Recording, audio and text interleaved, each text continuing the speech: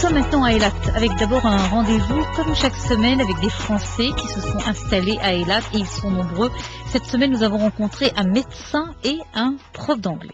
Je m'appelle Simon Watnid, je suis médecin de famille, et je suis installé depuis une dizaine d'années environ à Eilat.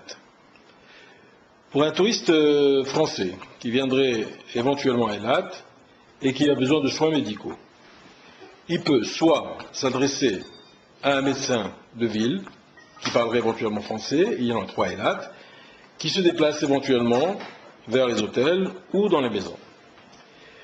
Et le deuxième service qu'on peut obtenir à Eilat, c'est le service hospitalier. Il y a un service d'urgence qui est très bien organisé et qui donne les premiers soins dans tous les genres de spécialités, orthopédiques, chirurgicales, médicales, etc. Je voudrais aussi signaler que le système dentaire est aussi bien développé et qu'il existe aussi des médecins, chirurgiens dentistes, qui parlent français à Eilat. Bonjour, je m'appelle Rachel Sarah Brown. Ça fait 3 ans que je suis en Israël. J'ai fait mon aliyah de Californie, en Amérique. Je suis prof d'anglais à l'université ici à Eilat, qui s'appelle l'université de Ben Gurion, campus Eilat. Chaque élève qui fait le premier diplôme ici à Eilat, il faut qu'il passe 4 niveaux d'anglais. Donc, on voit presque tous les élèves au campus. Et les élèves francophones, ils sont des élèves qui sont très déterminés, appréciés, appliqués, qui travaillent très très bien, qu'on voit la culture française encore très fort chez eux, très respectueux. Aussi, avec l'anglais, on voit que d'avoir le même alphabet, ça aide aussi beaucoup. Ils sont à un niveau un peu plus fort que les Israéliens. Ils ont cet avantage d'avoir déjà quelque chose qui ressemble à la langue, on peut dire. S'il y a des personnages typiques à Eilat, Avi Baranes est un d'entre eux, un des dirigeants de l'Institut océanographique d'Eilat. Il nous raconte comment il est arrivé de Paris à Eilat grâce aux requins. Bon, moi je suis venu en Israël en 70 et bien entendu étant biologiste marin, j'ai travaillé en mer Rouge, en Méditerranée. Et en 78, j'ai décidé de venir à Eilat pour collecter le matériel, donc des requins dont j'avais besoin pour faire ma thèse. Et j'y suis venu avec comme projet de rester ici 6 mois et de travailler sur ma thèse. Je vous rappelle, c'était en 78. Et depuis, aujourd'hui on est en 2010, j'y suis toujours. J'ai fini mes recherches, enfin ma thèse au moins. Et je suis toujours à Eilat. Je suis tombé amoureux d'Eilat. Et je trouve qu'on y est très bien, à tous les points de vue. Je suis parisien d'origine, donc je suis habité aux grandes villes.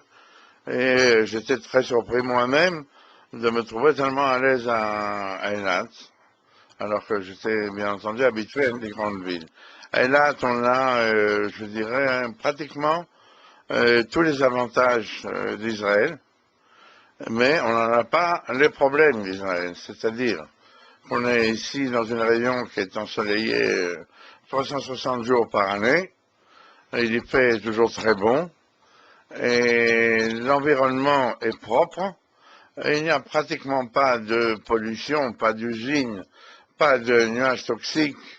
La population n'est pas très élevée, on est environ 60 000 habitants, donc c'est encore une petite ville, avec cette mentalité des gens qui vivent au soleil, qui rappelle un peu la Côte d'Azur.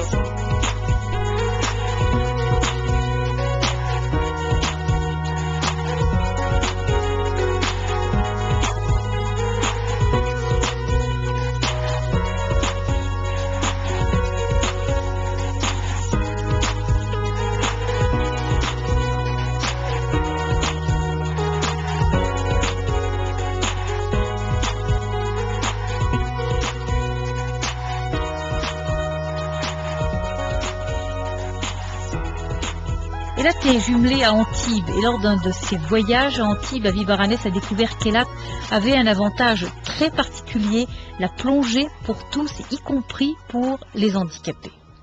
Je reviens d'Antibes où nous avons participé au festival de l'image sous-marine.